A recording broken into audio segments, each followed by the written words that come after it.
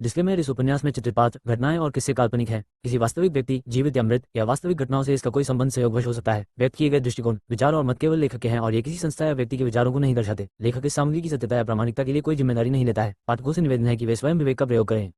अब तक आपने पढ़ा कि राघव सब शिष्यों का प्रशिक्षण पूर्ण करने के बाद शिव की पूजा और वंदना करता है। फिर राघव और उसके साथी उपयोगी सामान को लेकर जाने के सभी सामान को इकट्ठा कर लेते हैं।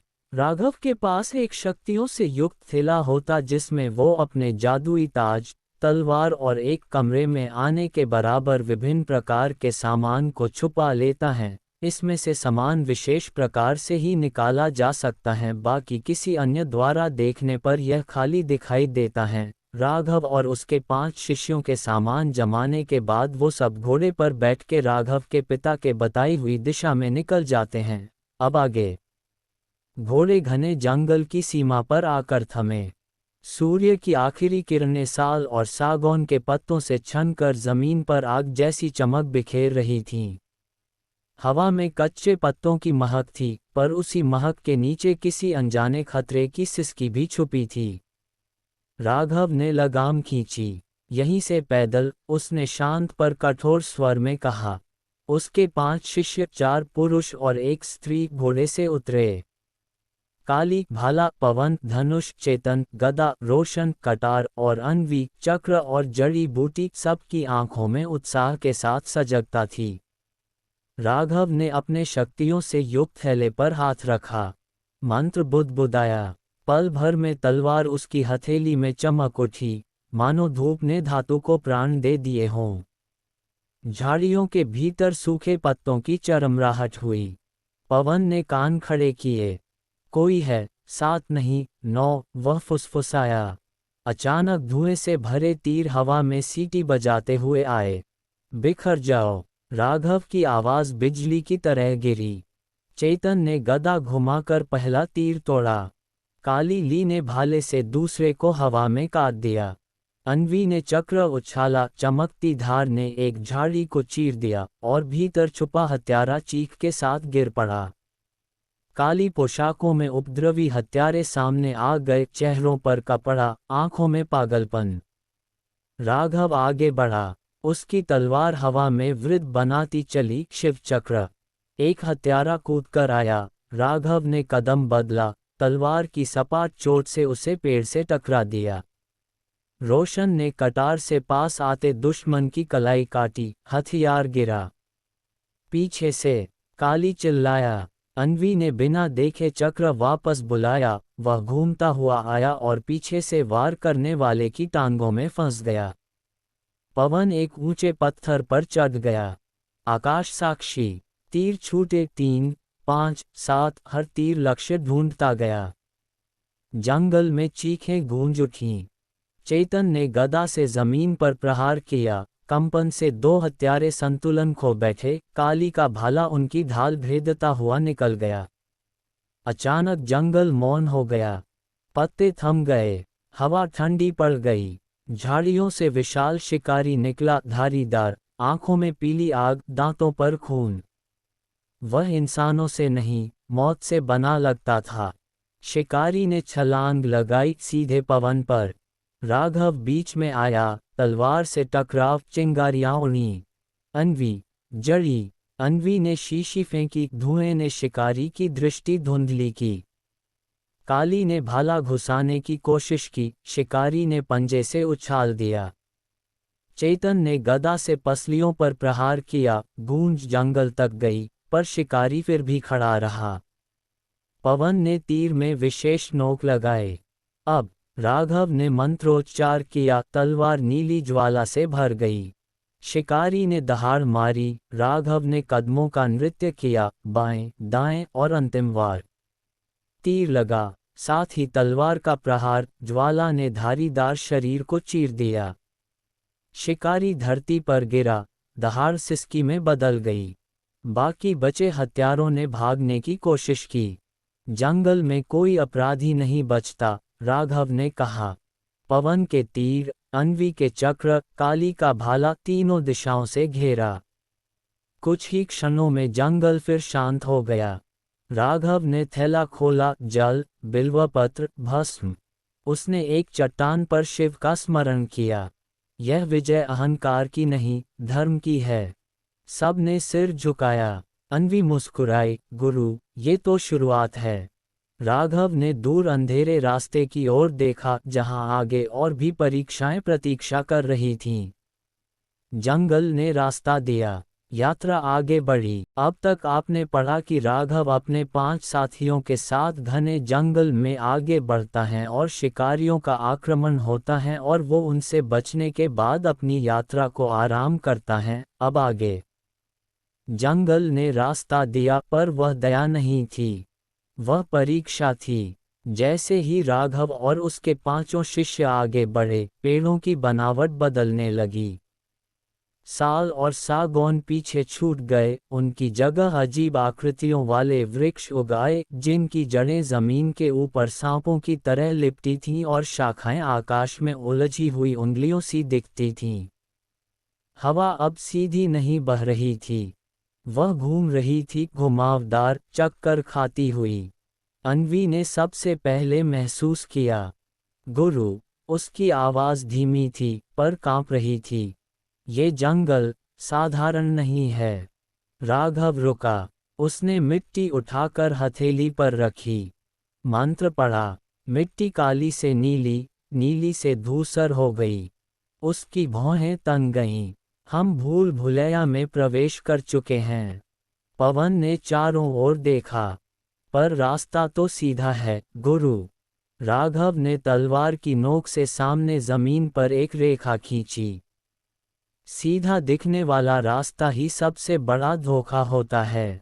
वे आगे बढ़े 10 कदम।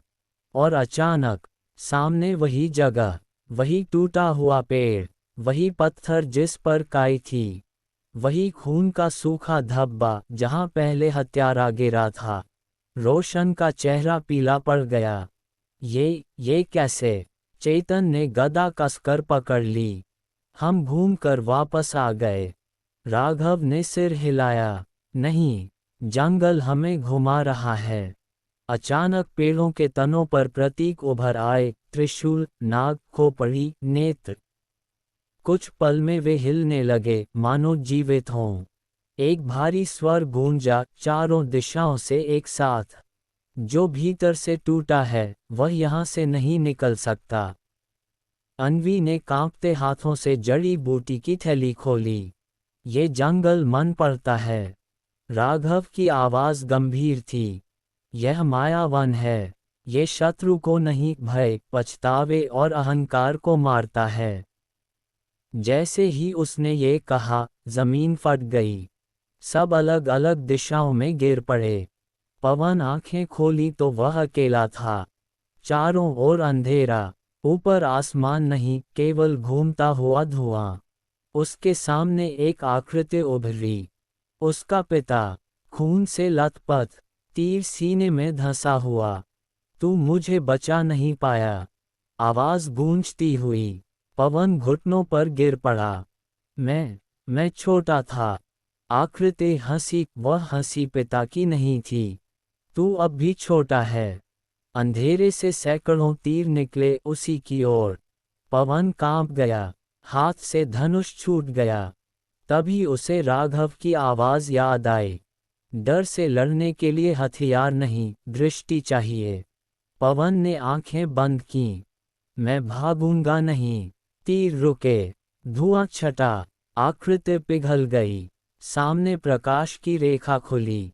काली खुद को रक्त से भरे मैदान में खड़ा पाया। चारों ओर वे लोग थे, जिन्होंने कभी उसके गांव को जलाया था। उनके हाथों में मशालें थीं। मारो! वे चिल्लाए। काली का भाला चमका। उसकी आंखों में आग थी। वह दौड़ा, एक को भेदा, दूसरे को चीर दिया। पर वे मर नहीं रहे थे। वे हंस रहे थे। तेरा क्रोध ही तेरा बंधन है। एक स्वर गूंजा। काली थम गया। उसके हाथ कांपने लगे। मैंने बदला लेने को ही जीवन माना।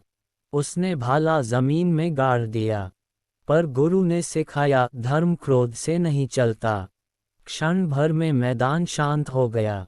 रक्त मिट्टी बन गया। दूर से शंखनाद सुनाई दिया। चेतन एक विशाल सभागृह में खड़ा था। सिंहासन पर वही बैठा था, वह स्वयं। चारों ओर लोग नमन कर रहे थे। महावीर चेतन। गदा उसके हाथ में और भारी हो गई। मैं सबसे शक्तिशाली हूँ, उसके मन में विचार उठा। तभी सिंहासन टूट गया। भीड़ चीखती हुई भाग गई। आकाश से वज्र गिरा। जिसे स्वयं पर गर्व है, वह गिरता अवश्य है। चेतन ने गदा छोड़ दी। शक्ति मेरी नहीं, शिव की है। वज्र हवा में रुक गया। सभागृह मिट गया। रोशन ने देखा, सामने ढेर सारा सोना, रत्न, हथियार। उसकी कटार चमक उठी। बस थोड़ा सा। उसने हाथ बढ़ाया। जमीन दलदल बन गई। सोना हाथों में पिघलने लगा। एक फुसफुसाहट, लालच ने ही तुझे यहाँ लाया है। रोशन ने आंखें बंद कीं। मुझे केवल मार्ग चाहिए, धन नहीं। दलदल सूख गया। कटार स्थिर हो गई। अन्वी अकेली थी, पर सामने उसके शिष्य थे, घायल, कराहते हुए। हमें छोड़कर मत जाओ। उसका हृदय टूट गया। पर तभी उसने देखा, उनकी आंखों में जीवन नहीं था। वे छाया थे। अन्वी ने मंत्र पढ़ा, ममता बंधन नहीं, शक्ति बने। प्रकाश फैला। छायाएं लुप्त हो गईं। राघव सबसे अंत में पहुंचा। उसके सामने कोई दृश्य नहीं, केवल शून्य। एक स्वर, तू किस लिए आगे बढ़ रहा है? राघव ने बिना हिचक उत्तर दिया, धर्म के लिए। क्या तुझे यश चाहिए? नहीं। राज? नहीं। प्रतिशोध? राघव चुप रहा, फिर बोला, न्याय। शून्य में शिव का त्रिनेत्र खुला। द्वार खुल गया। एक वृक्ष के नीचे सब फिर मिले। थके हुए, पर बदले हुए। राघव ने सबकी आंखों में देखा। जंगल ने हमें नहीं, हमें स्वयं से गुजारा। अन्वी बोली, अब रास्ता साफ है। सच में, पेड़ पीछे हट गए थे। सामने पहाड़ी दर्रा खुला था। पर दूर, धुएं के बीच एक काला किला दिख रहा था। राघव ने तलवार थाम ली। भूल भुलैया पार हो गई। अब युद्ध शुरू होगा। और यात्रा आगे बढ़ी, और भी भयानक, और भी पवित्र।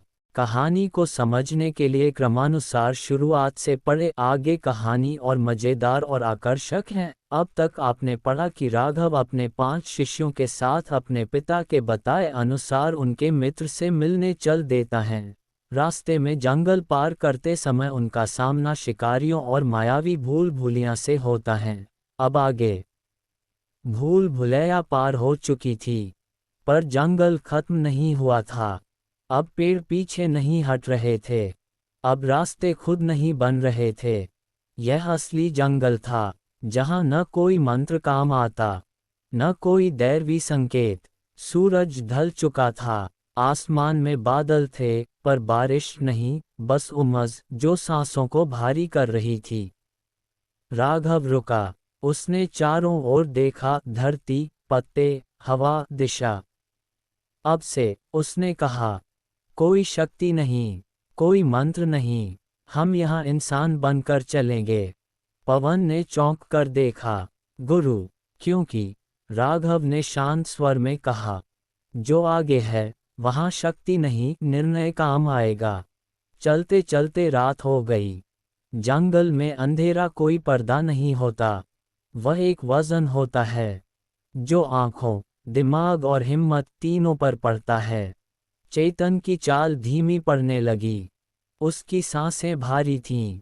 काली ने देखा, रुकते हैं। राघव ने सिर हिलाया, नहीं, रुकना यहाँ सबसे बड़ा खतरा है। अन्वी ने धीरे से कहा, पर सब थक चुके हैं। राघव रुका। पहली बार, उसने जमीन पर हाथ रखा, नम, ठंडी। पेड़ों की छाल देखी, कटी हुई। जानवरों के पंजों के निशान नए। हम यहीं नहीं रुकेंगे, उसने कहा, पर भागेंगे भी नहीं। उसने दिशा बदली, थोड़ा ऊंचा, थोड़ा खुला। बस 100 कदम, उसने कहा। वे 100 कदम, सबसे भारी 100 कदम थे। भूख और पानी। अगली सुबह कोई पक्षी नहीं बोला। ये जंगल का संकेत था। कुछ गलत है। पानी खत्म हो चुका था। पवन ने होंठ चाटे। गला सूख रहा है। अन्वी ने आसपास की पत्तियां देखीं। यहाँ जहरीली बेलें ज्यादा हैं। जलाशय होगा, पर नीचे। नीचे मतलब? रोशन ने पूछा। अन्वी ने इशारा किया। घनी झाड़ियों के पार ढलान। काली ने तुरंत कहा, घात। राघव ने सहमति में सिर हिलाया। हाँ, पर प्यास उससे भी बड़ा खतरा है। उन्होंने रस्सी बांधी। एक एक करके उतरे। नीचे एक पतली धारा थी। गंदली, पर बहती हुई। अन्वी ने पानी चखा। पिया जा सकता है, उबालना होगा। तभी झाड़ियों में हलचल। इस बार कोई राक्षस नहीं था। कोई काला जादू नहीं। आदमी थे। कमजोर, गंदे, भूखे। आंखों में डर और लालच दोनों। पानी। उनमें से एक बोला। चेतन ने गदा कस ली। डाकू हैं। राघव आगे बढ़ा। हथियार नीचे। हम भी राहगीर हैं, उसने कहा। पानी सबका है। उन लोगों ने एक दूसरे को देखा। फिर एक बोला, ये जंगल किसी को जिंदा नहीं छोड़ता। राघव की आंखें ठहर गईं। फिर तुम कैसे? वह आदमी हंसा। कड़वी हंसी। क्योंकि हमने इंसान होना छोड़ दिया। तनाव चाकू की धार जैसा था। आखिरकार राघव ने कहा, हम रास्ता नहीं पूछेंगे। तुम पानी लो और चले जाओ। कुछ पल बाद वे लोग चले गए। अन्वी ने धीरे से कहा, गुरु, जोखिम था। राघव बोला, यथार्थ में सही निर्णय हमेशा सुरक्षित नहीं होता। दोपहर तक रास्ता 2 हिस्सों में बढ़ गया। एक छोटा, संकरा, ऊपर की ओर। दूसरा खुला, आसान, नीचे की ओर। रोशन बोला, खुला रास्ता ठीक रहेगा। पवन ने कहा, नीचे पानी मिलेगा। अन्वी चुप थी। राघव ने पूछा, तुम? अन्वी ने पेड़ों को देखा। खुला रास्ता, बहुत खुला है। राघव ने निर्णय लिया। ऊपर। घंटों चढ़ाई। थकान बढ़ती गई। आखिरकार रास्ता बंद। वहां चट्टान लगी हुई थी। चेतन ने गुस्से में कहा, गलत फैसला था। हवा भारी हो गई। राघव ने कुछ नहीं कहा। वह चुपचाप नीचे बैठ गया। हाँ, उसने कहा, गलत था। सब चौंक गए। नेतृत्व का मतलब सही होना नहीं। वह बोला, गलती मानना है और जिंदा रहना है। वे वापस मुड़े। रात को छोटी छोटी लकड़ियों को एकत्र करने के बाद आग जलाए। तभी पत्तों की चरमराहट। इस बार कोई छुपा हुआ तीर नहीं। कोई मंत्र नहीं। जंगली कुत्तों का झुंड। भूखे। आंखों में पागलपन। राघव ने कहा, घेरा बनाओ। आग बीच में। काली और चेतन आगे। पवन पीछे, तीर बचाकर। रोशन और अन्वी बीच में। कुत्ते झपटे। एक ने रोशन की टांग पकड़ ली। चीख। काली ने भाले से वार किया। कोई वीरता नहीं, केवल संघर्ष। आखिरकार झुंड भागा। रोशन खून से लथपथ था। अन्वी ने घाव बांधा। अगर थोड़ा और देर। राघव ने आकाश देखा। ये जंगल हमें मारना नहीं चाहता। तो? पवन ने पूछा। ये देख रहा है। कौन टिकता है? सुबह का सच। सुबह धुंध के साथ आए। धुंध के पार एक पतला रास्ता। साफ, ठोस। अन्वी ने मुस्कुराकर कहा, अब यह असली रास्ता है। राघव ने कदम बढ़ाया। अब कोई संगीत नहीं था। कोई दिव्यता नहीं। सिर्फ पैर, सांस और हौसला। और यही सबसे बड़ा रोमांच था। दूर कहीं, मानव बस्ती का संकेत। अब तक आपने पढ़ा कि राघव और उसके साथी मायावी जंगल पार करके एक गांव की तरफ बढ़ते हैं। अब आगे। राघव और उसके साथी जैसे ही जंगल से निकलते हैं, सुबह हो गई थी। उन्हें सामने एक गांव नजर आ रहा था। राघव को वो गांव जाना पहचाना लग रहा था। राघव और उसके साथी के थोड़ा गांव में घूमने के बाद राघव को याद आता है, इस गांव में वो कृतिका का पीछा करते हुए आया था। राघव अपने साथियों से बोलता है कि अब तुम सब यहाँ मेरे वापस आने की प्रतीक्षा करना, हम सब एक साथ किसी की नज़रों में आ सकते हैं, तुम सब यहाँ गुप्त रूप से रहो। जब मुझको जरूरत होगी तब मैं तुम सबको बुला लूंगा, हम एक साथ संकट में पड़े तो कुछ गलत हो सकता है। काली बोलता है कि हम आपको अकेले नहीं छोड़ सकते हैं, आपकी सुरक्षा हमारा कर्तव्य है, आपको कुछ हो गया तो हमारा क्या होगा?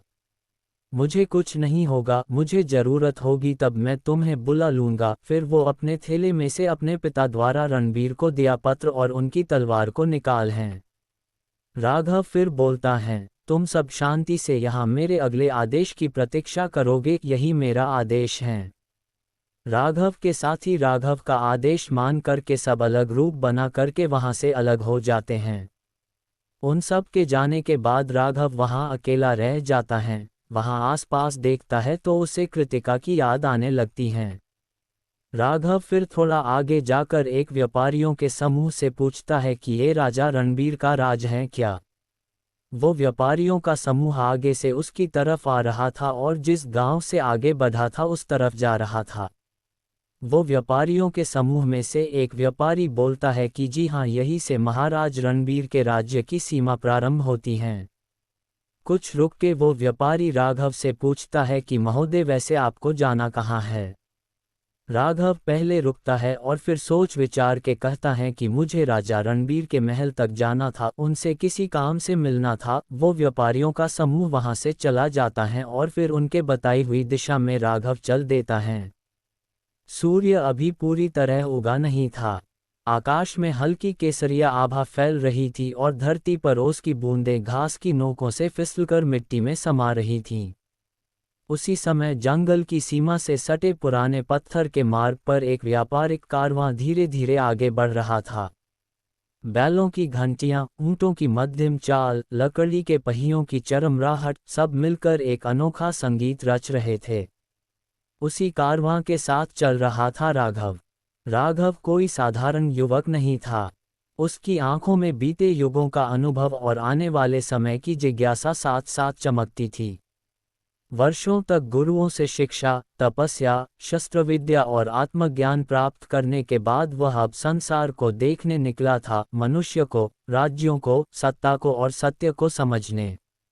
व्यापारियों ने जब उसे अपने साथ चलने का निमंत्रण दिया तो उसने बिना अधिक सोचे स्वीकार कर लिया। उसे ज्ञात था, व्यापारियों की यात्राएं केवल वस्तुओं की नहीं होती, वे कहानियां, अनुभव और राजाओं के चरित्र भी साथ लाती हैं। इस कारवां का नेतृत्व कर रहे थे सेठ वीरभान, एक अधेड़ उम्र के अनुभवी व्यापारी। उनकी दाढ़ी में सफेदी थी पर आंखों में तेज। उनके साथ थे मसालों के व्यापारी, रेशम लाने वाले सौदागर, धातुओं के कारोबारी और कुछ युवा शिष्य जो व्यापार के साथ साथ जीवन की शिक्षा सीख रहे थे। दोपहर के समय जब कारवां एक नदी किनारे रुका तब सभी ने विश्राम किया। आग जली, भोजन बना और बातचीत का सिलसिला शुरू हुआ। राघव चुपचाप सब सुन रहा था। तभी सेठ वीरभान ने कहा, युवक, तुम्हारी चाल में योद्धा की दृढ़ता है और दृष्टि में तपस्वी की शांति। तुम कहाँ जा रहे हो? राघव मुस्कुराया, जहाँ मार्ग ले जाए, फिलहाल आपके साथ। सेठ वीरभान ने हंसते हुए कहा, तो समझो किस्मत तुम्हें एक महान राज्य की ओर ले जा रही है। राघव की रुचि जागी। किस राज्य की? व्यापारी आपस में एक दूसरे को देखने लगे, जैसे किसी पवित्र नाम का उच्चारण करने से पहले मौन साध रहे हों। फिर एक ने धीमे स्वर में कहा, राजा रणबीर का राज्य। योजक चिन्ह, योजक चिन्ह, योजक चिन्ह। राजा रणबीर का नाम। ये नाम सुनते ही हवा मानो ठहर गई। आग की लपटें भी कुछ क्षणों के लिए शांत हो गईं। राघव ने पूछा, राजा रणबीर? मैंने नाम सुना है पर विस्तार नहीं। सेठ वीरभान ने लंबी सांस ली और बोलना शुरू किया, राजा रणबीर कोई साधारण राजा नहीं हैं। वे तलवार से पहले न्याय चलाते हैं और सिंहासन से पहले भूमि की पूजा करते हैं। फिर एक अन्य व्यापारी धर्मदत्त बोला, उनका राज्य केवल सीमाओं से नहीं बल्कि विश्वास से जुड़ा है। राघव ने ध्यान से सुना। ये केवल प्रशंसा नहीं थी, ये श्रद्धा थी। व्यापारियों ने बताया कि राजा रणबीर का राज्य पर्वत, नदी, वन और मैदान चारों का संतुलन है। उत्तर में हिम से ढके पहाड़ हैं, जहां से निकलने वाली नदियां पूरे राज्य को जीवन देती हैं। दक्षिण में विस्तृत खेत हैं, गेहूं, धान, जौ और तिलहन से भरे। पूर्व में घने वन हैं, जहां औषधियां और दुर्लभ वृक्ष पाए जाते हैं। पश्चिम में व्यापारिक नगर, जहां दूर दूर के देशों से कारवां आते हैं। धर्मदत्त बोला, उस राज्य की मिट्टी भी उपजाऊ है और मन भी। सेठ वीरभान ने जोड़ा, वहां किसान कर से नहीं डरता और व्यापारी लूट से। राघव के मन में पहली बार किसी राज्य की ऐसी छवि उभरी जहां भय नहीं, व्यवस्था है। योजक चिन्ह, योजक चिन्ह, योजक चिन्ह। राजधानी की ओर जैसे जैसे कारवां आगे बढ़ा, मार्ग बदलने लगा। जंगल पीछे छूटे, खेत सामने आए। दूर क्षितिज पर ऊंचे प्राचीर और पताकाएं दिखने लगीं। एक युवा व्यापारी उत्साह से बोला, देखो, वही है रणवीरगढ़। राजधानी का नाम सुनकर राघव के हृदय में एक कंपन हुआ। नगर के द्वार विशाल थे, जिन पर नक्काशी में इतिहास उकेरा गया था, युद्ध, संधि, कृषि, विद्या और धर्म। नगर में प्रवेश करते ही राघव ने देखा, कोई चीख पुकार नहीं, कोई अफरातफरी नहीं। सैनिक अनुशासित, नागरिक शांत, बाजार व्यवस्थित। योजक चिन्ह, योजक चिन्ह, योजक चिन्ह। महल की पहली झलक। नगर के मध्य में एक ऊंचे टीले पर स्थित था राजा रणबीर का महल। व्यापारियों ने कहा, ये महल संगमरमर का नहीं, संकल्प का बना है। महल की दीवारें सफेद पत्थर की थीं, जिनमें सूर्य का प्रकाश पड़ते ही स्वर्णिम आभा फैल जाती थी। चारों कोनों पर प्रहरी मीनारें थीं, पर उनमें क्रूरता नहीं, सजगता थी। महल के द्वार पर कोई स्वर्ण जड़ित शेर नहीं था, बल्कि एक शिलालेख था। ग्रेटर दैन, यहाँ शक्ति नहीं, उत्तरदायित्व राज करता है। राघव देर तक उस वाक्य को देखता रहा। योजक चिन्ह, योजक चिन्ह, योजक चिन्ह। राजा रणबीर का स्वरूप। व्यापारियों ने राजा का वर्णन किया। राजा रणबीर ऊंचे कद के, चौड़े कंधों वाले, पर आंखों में करुणा। उनका मुख गंभीर, पर मुस्कान सरल। वे भारी मुकुट नहीं पहनते, केवल एक साधारण राजमुकुट, जिसमें राज्य का चिन्ह अंकित होता। वे प्रतिदिन प्रजा दर्शन करते हैं, बिना पर्दे, बिना मध्यस्थ। धर्मदत्त ने कहा, राजा रणबीर निर्णय देने से पहले सुनते हैं और सुनते हुए मौन रखते हैं। राघव को महल के भीतर जाने का अवसर नहीं मिला, पर व्यापारियों ने वहां का वर्णन ऐसे किया कि जैसे वह स्वयं देख रहा हो। महल के भीतर विशाल सभा कक्ष है, जहां दीवारों पर केवल चित्र नहीं, बल्कि राज्य के नियम लिखे हैं। एक पुस्तकालय है, जहां युद्ध से अधिक दर्शन की पुस्तकें हैं। एक ध्यान कक्ष है, जहां राजा स्वयं प्रतिदिन बैठते हैं। सेठ वीरभान बोले, राजा रणबीर कहते हैं, जो स्वयं को नहीं जानता, वह राज्य को कैसे जानेगा। व्यापारियों ने बताया कि वहां न्याय बिकता नहीं। यदि कोई अमीर अपराध करे, तो दंड दोगुना। यदि कोई गरीब अपराध करे, तो कारण सुना जाता है। राघव ने पूछा, और राजा के विरुद्ध? धर्मदत्त ने बिना झिझक कहा, यदि राजा भी नियम तोड़े, तो वही नियम राजा पर भी लागू। ये सुनकर राघव के मन में पहली बार किसी राजा के प्रति सम्मान गहराया। रात को जब कारवां विश्राम कर रहा था, राघव अकेला बैठा आकाश देख रहा था। व्यापारियों के शब्द उसके मन में गूंज रहे थे। राजा रणबीर, उनका महल, उनका राज्य। उसने स्वयं से कहा, यदि शब्दों में इतना महान है ये राज्य, तो वास्तविकता कैसी होगी। उसी क्षण उसने निर्णय लिया। ग्रेटर दैन, वह इस राज्य को केवल देखेगा नहीं, वह इसके सत्य को परखेगा। ये यात्रा केवल व्यापारियों की संगति नहीं थी, ये राघव की नियति का पहला द्वार था। राजा रणबीर का राज्य, जहां शांति थी, पर चुनौतियां भी छुपी थीं। जहां न्याय था, पर षड्यंत्र भी जन्म ले रहे थे। और राघव, जिसका आगमन केवल दर्शक बनकर नहीं हुआ था, उसे राजा रणबीर से भी मिलना था और अपने पिता का पत्र सौंपना था। कुछ राज्य तलवार से चलते हैं, कुछ सोने से, और कुछ चरित्र से। राजा रणबीर का राज्य चरित्र पर खड़ा था, और राघव उस चरित्र की परीक्षा लेने आया था, या उसका रक्षक बनने। ये कहानी अभी बाकी थी। अब तक आपने पढ़ा कि राघव राजा रणबीर से मिलने के लिए उसके राज्य के लिए कुछ व्यापारियों के साथ चल देता है। व्यापारियों में वीरभान और धर्मदत्त जैसे व्यापारियों द्वारा रणबीर और रणबीर के राज्य के बारे इतने अच्छे से बताते हैं कि राघव काल्पनिक रूप से वहां पहुंच गया हो ऐसा लगता है। अब आगे राघव व्यापारियों द्वारा रुके हुए स्थान पर खाना खाने के बाद सुनने पर वो पूरा महल आदि ऐसे ही कल्पना करने लगता है और उसे महल में घुसने नहीं दिया। फिर महल के अंदर भी वर्णन के अनुसार पहुंच जाता है। राघव थोड़ी देर में उनका वर्णन खत्म होने पर होश में आता है और व्यापारियों के साथ राघव रणबीर के महल की दिशा में चल देता है।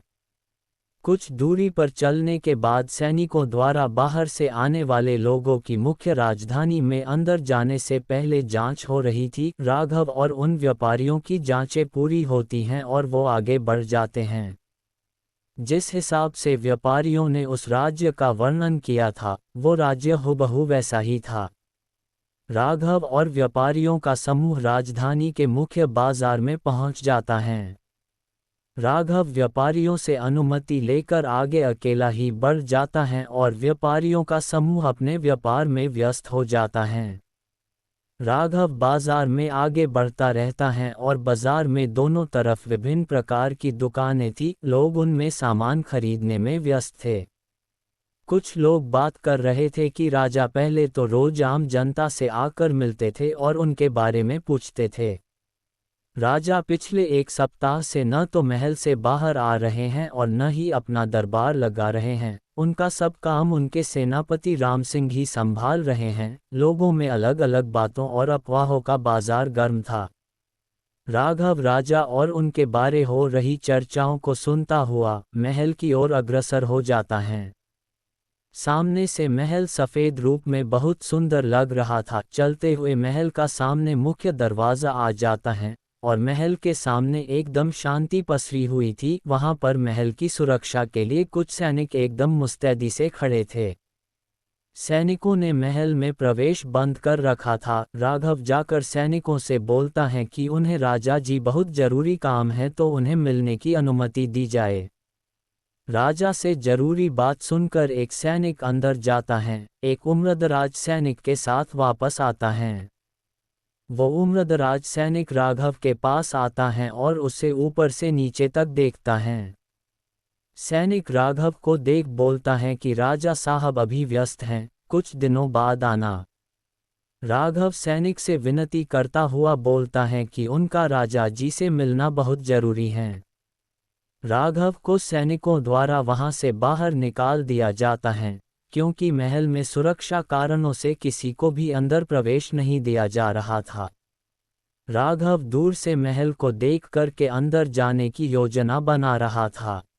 अब तक आपने पढ़ा कि राघव राजा जी मिलने महल में अंदर जाना चाहता है, लेकिन सैनिकों द्वारा उसे बाहर निकाल दिया जाता है। अब आगे राजमहल के द्वार पर राघव रुकता है और पास में गुप्त स्थान से नजर रखता है। राघव सैनिकों के आने जाने पर नजर रखा हुआ था। शाम का समय होता जा रहा था और उसे कहीं से भी जाने का रास्ता नहीं मिल रहा था। तभी उसके दिमाग में एक अंदर जाने का विचार आता है। सूर्य अस्त होने को था। सुनहरी किरणें विशाल राजमहल की ऊंची ऊंची प्राचीरों से टकराकर ऐसे चमक रही थीं मानो स्वयं समय भी इस महल के सामने ठहर गया हो। पत्थरों से बना वह महल केवल ईंट पत्थर नहीं था, वह इतिहास था, राजा रणबीर की शौर्य गाथा का जीवित प्रमाण। राघव महल के मुख्य द्वार पर आकर रुका। उसका वस्त्र साधारण था, धूल से सना, पर आंखों में जो तेज था वह किसी राजकुमार से कम नहीं। उसकी पीठ पर वह रहस्यमय थैला था जिसमें उसका अतीत भी छिपा था और भविष्य भी। द्वार पर खड़े दो विशालकाय सैनिकों ने भाले आगे कर दिए। रुक जाओ, एक सैनिक की आवाज में कठोरता थी। ये राजमहल है, बिना आज्ञा कोई भीतर नहीं जा सकता। राघव ने शांति से सिर झुकाकर कहा। मैं राजा से भेंट करना चाहता हूँ। सैनिक हंस पड़ा। राजा से? और तुम? उसने राघव को ऊपर से नीचे तक देखा। कपड़ों से तो तुम किसी व्यापारी के सहायक लगते हो। जाओ यहाँ से। राघव की आंखें पल भर के लिए बंद हुईं। उसके कानों में गुरु जी के शब्द गूंज उठे। जिस दिन द्वार तुम्हारे लिए बंद होंगे, समझ लेना सत्य की परीक्षा शुरू हो चुकी है। उसने आंखें खोली और स्थिर स्वर में बोला, मैं किसी पद या पहचान से नहीं, अपने उद्देश्य से आया हूँ। दूसरा सैनिक, जो अब तक चुप था, आगे बढ़ा। उद्देश्य? यहाँ उद्देश्य लेकर केवल वे आते हैं जिनका नाम पहले से लिखा होता है। राघव ने धीरे से कहा, मेरा नाम लिखा है, पर स्याही से नहीं, रक्त से। ये सुनकर दोनों सैनिक चौंक गए। असभ्य बातें मत करो। पहले सैनिक ने भाले का सिर जमीन पर पटका। अंतिम चेतावनी है, यहाँ से चले जाओ। राघव ने पीछे मुड़कर राजमहल को देखा। उसकी दीवारों के पार उसे कुछ महसूस हो रहा था। जैसे पत्थर उसे पहचानते हों, जैसे हवाएं उसका नाम फुसफुसा रही हों। वह एक कदम आगे बढ़ा। तभी अचानक धड़ाम, आकाश में बादल गरजे, तेज हवा चली और महल के ऊपर लगे ध्वज एक साथ लहरा उठे। सैनिक असहज हो गए। यह अचानक मौसम। दूसरे सैनिक की आवाज कांप गई। राघव रुका नहीं। उसने अपना दायां हाथ उठाया। उसी क्षण उसके हाथ से हल्की सी नीली आभा फूटी, जिसे केवल सैनिकों की आत्मा महसूस कर सकी, आंखें नहीं। पहला सैनिक पीछे हट गया। यह क्या है? वो सैनिकों को आंखों द्वारा दिखता है, तो उन्हें वो वहां नजर नहीं आता है। राघव कहाँ गया? क्या वो महल में घुसने में और राजा से मिलने में कामयाब हो पाएगा?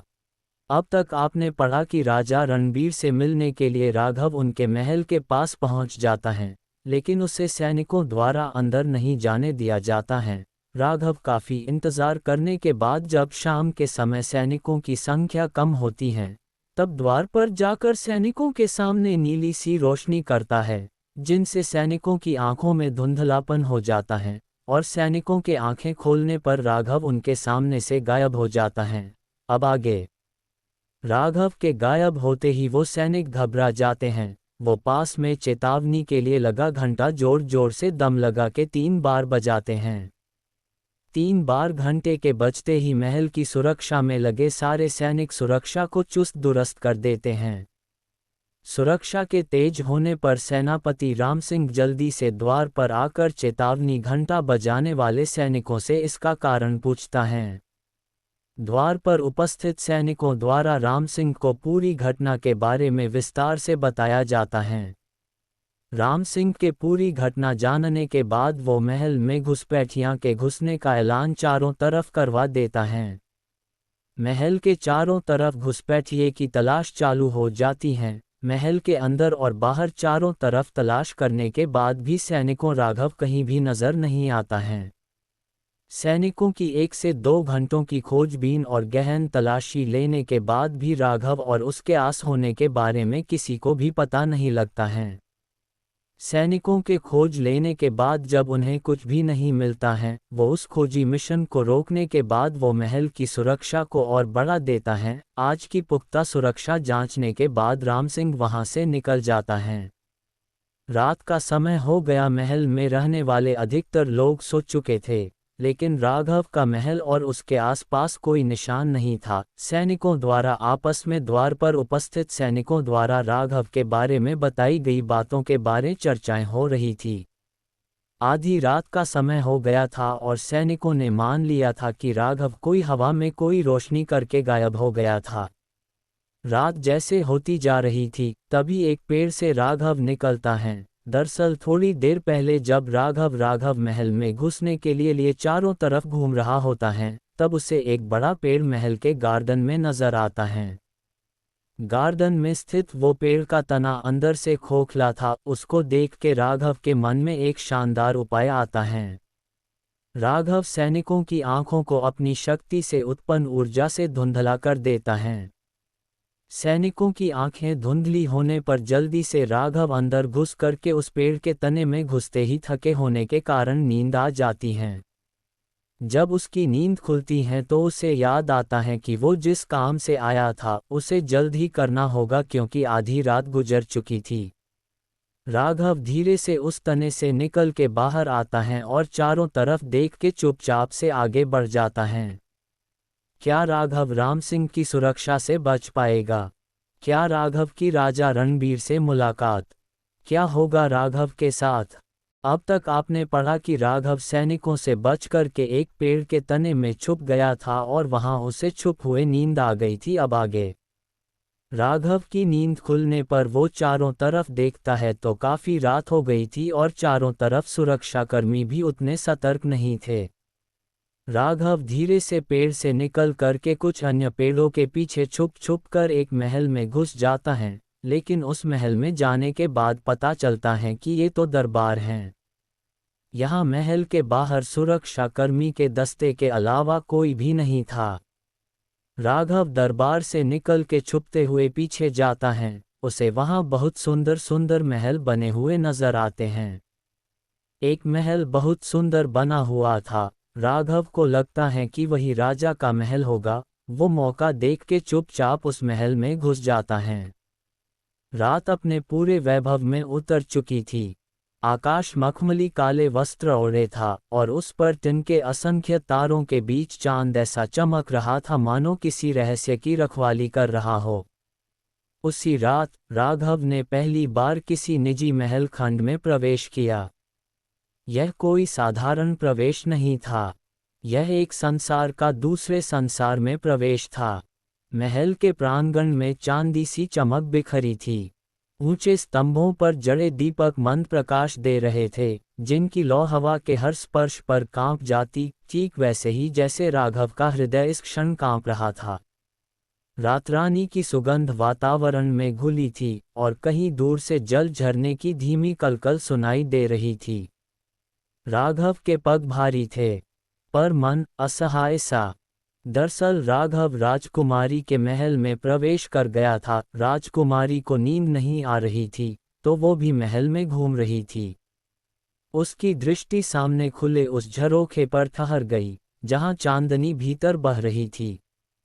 उसी चांदनी के बीच राजकुमारी खड़ी थी, किंतु राघव के थोड़ा दूर होने के कारण वो उस झरोखे के पास खड़ी लड़की को सही से देख नहीं पा रहा था।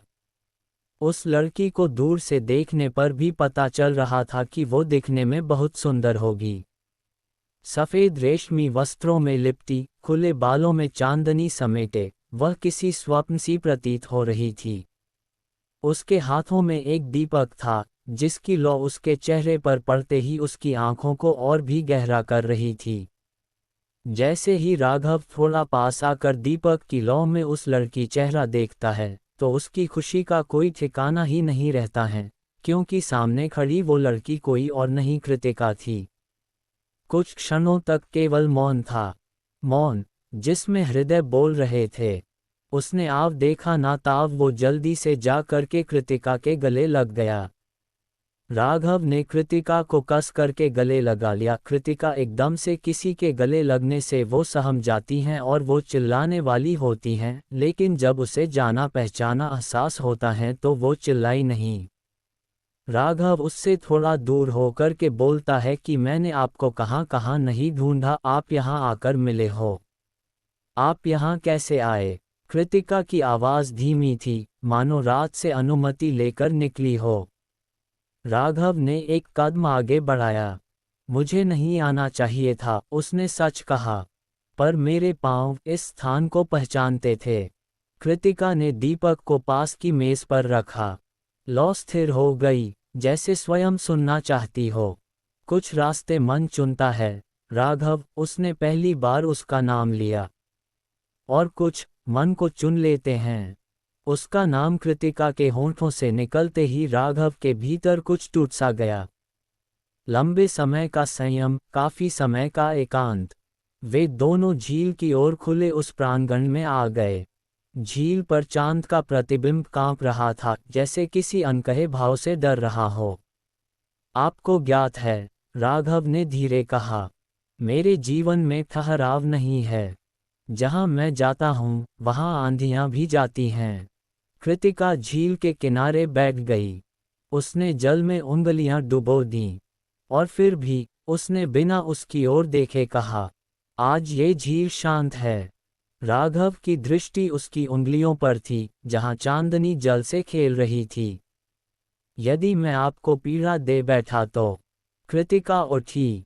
पहली बार वह उसके बहुत निकट थी।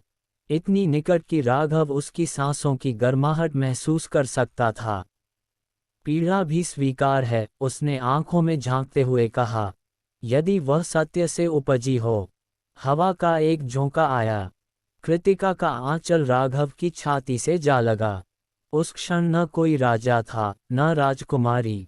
केवल दो हृदय थे, जो अपनी सीमाएं भूल रहे थे। राघव ने अनजाने में उसका आंचल थाम लिया।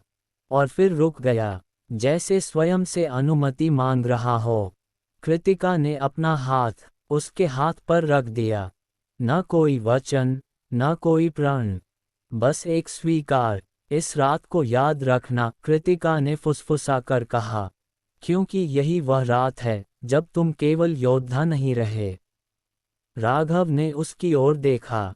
और तुम? उसकी आवाज भर्रा गई। चांद बादलों में छिप गया। पर उनके बीच एक ऐसा प्रकाश जल उठा था, जो अब कभी बुझने वाला नहीं था। ये प्रेम था, शांत, गहरा और नियति से भी अधिक सशक्त। थोड़ी देर बाद राघव ने उसको कहाँ कहाँ खोजा उसके बारे में बताता है, और फिर हल्का सा उसकी ओर घूम के पूछता है कि तुम यहाँ क्या कर रही हो? राजा रणबीर के महल में। ये प्रश्न सुन के कृतिका थोड़ी घबरा जाती हैं। क्या कृतिका बता पाएगी अपनी सच्चाई? अब तक आपने पढ़ा कि राघव राजा रणबीर से मिलने के लिए सैनिकों को चकमा दे कर के वहां महलों में जो सबसे सुंदर महल होता है, उसमें घुस जाता है। उस महल में उसकी मुलाकात कृतिका से होती है। वो दोनों महल के प्रांगण में स्थित झील के पास बैठ के बातें करते हैं। बातों बातों में थोड़ी देर बाद राघव ने उसको कहाँ कहाँ खोजा उसके बारे में बताता है, और फिर हल्का सा उसकी ओर घूम के पूछता है कि तुम यहाँ क्या कर रही हो? राजा रणबीर के महल में। ये प्रश्न सुन के कृतिका थोड़ी घबरा जाती हैं। अब आगे। कृतिका प्रश्न सुन के घबरा जाती हैं, लेकिन जल्द ही संयमित होकर के राघव से तुरंत पूछती हैं कि वो यहाँ किस लिए आया था। राघव कृतिका के पूछने पर उसे बताता है कि उसे यहाँ के राजा रणबीर से काम है। वो पूछती हैं कि उसे उनसे क्या काम है। राघव कृतिका के सवाल पर थोड़ा रुक के हकलाते हुए बोलता है कि मुझे उनकी बेटी से शादी करनी है। राघव की बात सुनते ही कृतिका बोलती हैं, क्या? और वो थोड़ा सा गुस्सा हो जाती हैं। कृतिका के इस प्रकार कहने पर राघव उसे समझाने लगा और कहने लगा कि वो उससे प्यार करता है। राघव के प्यार की बात सुन करके वो फिर चौंक जाती हैं। राघव धीरे करके उसके बचपन और पिता की पूरी जानकारी दे करके कहानी सुनाता है। वो फिर उससे कैसे मिला और वो यहाँ कैसे आया उसके बारे बताता है। राघव को अपनी कहानी सुनाते हुए सुबह हो गई थी। राघव जैसे ही कहानी सुनाकर के रुकता है, तो कृतिका उससे कहती हैं कि तुम प्यार मुझसे और शादी किसी और से करोगे। राघव फिर बोलता है कि मैं राजा रणबीर से मदद मांगूंगा। यदि बिना शादी मदद करते हैं, तो मुझे शादी नहीं करनी पड़ेगी। उन्हें अपने दोस्त से दिए वचन को निभाना ही है, और वो मेरी मदद शादी करने पर ही करेंगे, तो मुझे शादी करनी पड़ेगी। राघव ऐसे ही कई संभावनाओं को कृतिका को गिना देता है कि कब उसे शादी करनी पड़ सकती है और कब नहीं। यदि मुझे शादी नहीं करनी पड़ी, तो मैं तुमसे शादी करना चाहूँगा। राघव की बात पर कृतिका एक बार तो शर्मा जाती हैं, लेकिन फिर राघव को छेड़ते हुए कहती हैं कि जिससे तुम्हारी शादी होने वाली है वो लड़की काली, अपाहिज, गूंगी, बहरी या खड़ूस हुई तो क्या तुम फिर भी शादी करोगे? राघव कृतिका के सवाल पर रुक के मायूस होते हुए कहता है कि मुझे उससे शादी करनी पड़ेगी क्योंकि मेरे पिता ने अंतिम समय में उससे शादी करने को कहा था। उन्होंने अपने दोस्त को वचन दिया था, मैं उस वचन को कैसे तोड़ सकता हूँ। उस समय थोड़ा मायूसी भरा माहौल हो जाता है। राघव फिर कृतिका के पास आकर उसके हाथों को अपने हाथों में लेकर के थोड़ा सा भावुक होकर के बोलता है कि यदि मेरी शादी उस लड़की से नहीं हुई तो क्या तुम मुझसे शादी करोगी। वो फिर अपने हाथों को राघव के हाथों के बीच से निकाल के राघव के हाथों के ऊपर हाथ रख के वही मायूसी वाली सूरत लेकर और भावुक होते हुए कहती हैं कि मेरी शादी भी बचपन में ही तय हो गई, मेरे पिता ने भी वचन दे रखा है, उनके वचन को तोड़कर के मैं शादी कैसे कर सकती हूँ। राघव कृतिका की बात सुन के बेचैन हो जाता है। वो कुछ बोलने वाला ही होता है कि कुछ लोगों के चलने की आवाज़ आती है और कृतिका उस तरफ जाकर के देखती हैं तो वहाँ उसकी दो सखियाँ होती हैं। कृतिका वापस से राघव की दिशा में देखती है तो वहाँ कोई भी नहीं होता है। वो आसपास राघव को आवाज़ दे करके खोजती है, लेकिन राघव कहीं नजर नहीं आता है। राघव वहाँ से चला जाता है। कहाँ गया राघव? अब तक आपने पढ़ा कि राघव कृतिका से बात कर रहा होता है, लेकिन किसी आने की आहट सुनकर के वो वहां से चला जाता है। अब आगे राघव वहां से निकल के राजा को खोजने में लग जाता है। कृतिका को राघव नहीं मिलने पर वो वापस अपनी सखियों के पास आती हैं कि आपको आपके पिता के महल में बुलाया गया है। कृतिका अपनी सखियों के साथ अपने महल से पिता के महल की तरफ चल देती हैं। राजा रणबीर के महल में प्रवेश का रास्ता देखता हुआ राघव आगे बढ़े जा रहा था। उसे दुर्ग जैसा बहुत बड़ा महल नजर आ रहा था। महल सुंदर और विशाल था, वो पीछे छोड़ के आए सभी महलों में उत्कृष्ट था। रात अपने सबसे गहरे रूप निकल के सुबह की तरफ अग्रसर हो गई। आकाश में बादल ऐसे घूम रहे थे मानो किसी बड़े परिवर्तन का संकेत दे रहे हों। राजा रणबीर के दुर्ग के बाहर मशालें जल रही थीं, पर उनकी लौ भी आज भय से कांपती प्रतीत हो रही थी। इसी अंधकार को चीरता हुआ एक अकेला पुरुष आगे बढ़ा, वह था राघव। आज वह किसी साधारण यात्री के रूप में नहीं आया था। आज वह उस स्थान पर कदम रखने जा रहा था जहां वर्षों से केवल राजा रणबीर का अधिकार था। जैसे ही राघव ने राजद्वार पार किया, लोहे के कवचों की खड़खड़ाहट गूंज उठी। शाही सैनिकों ने भाले आगे कर दिए। रुक जाओ, सेनापति राम सिंह गर्जा, ये राजा रणबीर का स्थान है। यहाँ किसी बाहरी का प्रवेश वर्जित है। राघव की आंखों में न भय था न क्रोध, बस एक अडिग शांति। आज उसने धीमी पर गूंजती आवाज में कहा, ये स्थान राजा रणबीर का नहीं, न्याय का है। इतना सुनते ही सेनापति ने संकेत किया। तलवारें म्यान से निकल आईं। युद्ध अवश्यंभावी था। पहला सैनिक आगे बढ़ा, तलवार हवा को चीरती हुई राघव की गर्दन की ओर आई। पर राघव ने पल भर में शरीर को मोड़ा, हाथ से तलवार पकड़ ली और सैनिक को जमीन पर पटक दिया। दूसरे ही क्षण उसने उसी तलवार से सामने खड़े दो सैनिकों को निरस्त कर दिया।